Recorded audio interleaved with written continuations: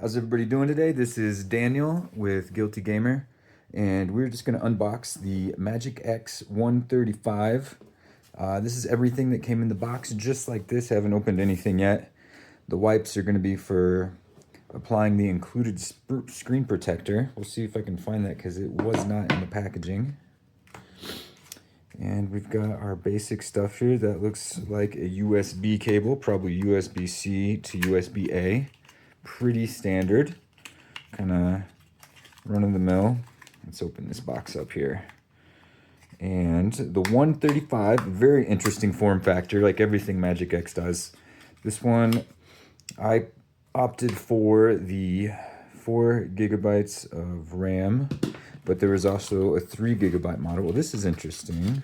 A little plastic shell. Everybody's been doing a lot of foam, and of course there's the foam protector on the front, which is again par for the course. All right, this is a pretty little machine, and there's the screen protector there, so obviously included. And since it was in the box, it kind of makes me wonder if everybody's going to get one of those down the road.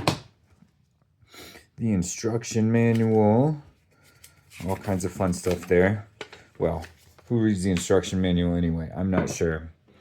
So I got the blue model, obviously. I really like the color. There were some issues early on with MagicX having to send some prototypes back because they were not happy with the color.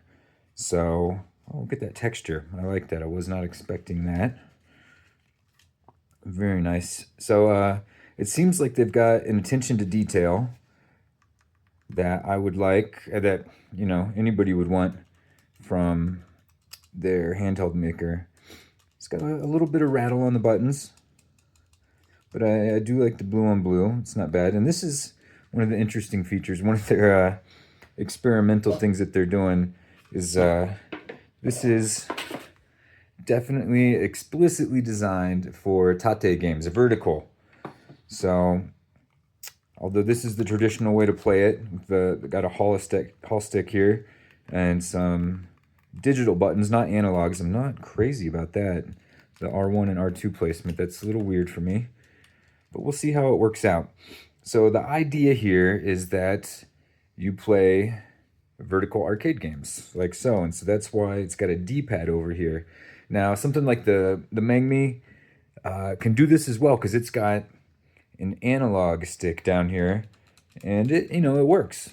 But this is, it's even got the start and select set up and these weird shoulder buttons right here. And I'm not quite sure how I'm meant to be playing this, because this is a very awkward position for me.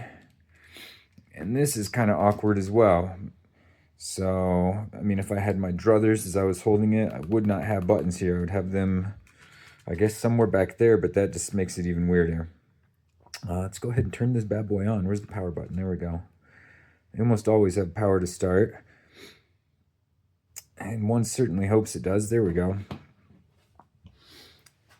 I've played with the MagicX 040, which was one of their other vertical handheld machines, and I quite like that. It's very different. It's kind of like meant to be a DS. You can look up, so I'll throw a picture up here so you guys can see it. And here we go.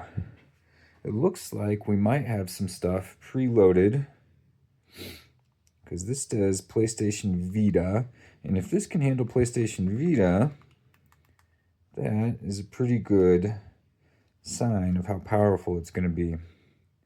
Dragon's Crown, PlayStation Vita. So this is preloaded. I haven't done anything with this. Viewing full screen, got it.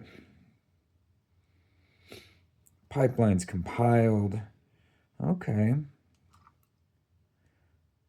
Begin game without creating. Yeah, whatever. Let's just go. Can we play? I'll figure this out.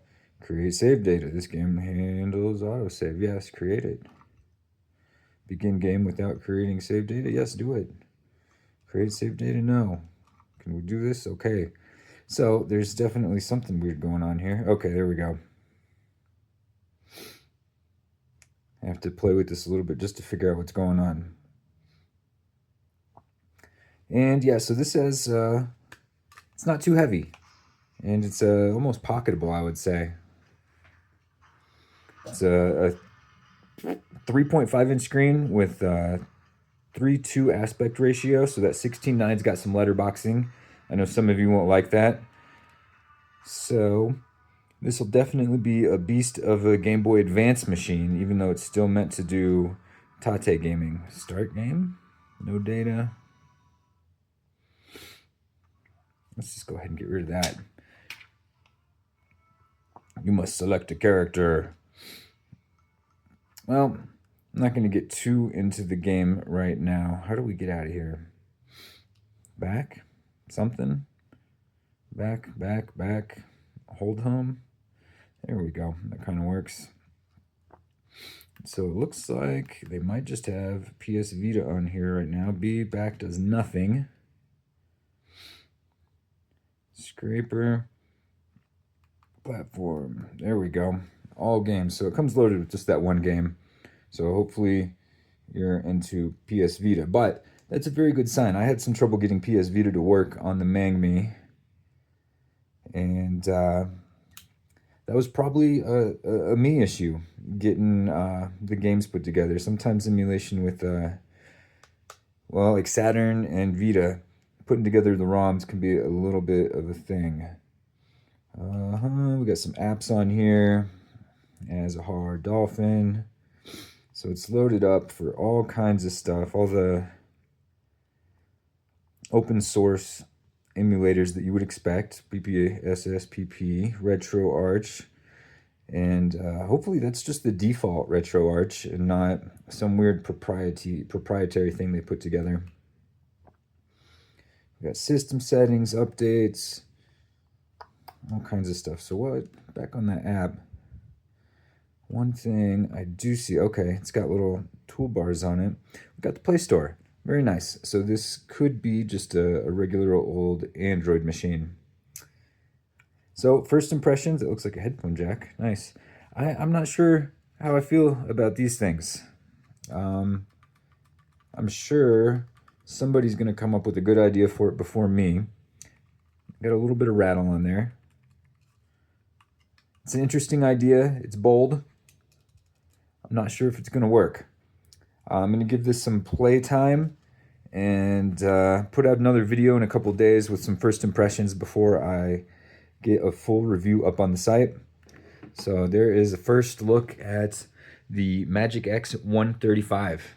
Thank you for watching.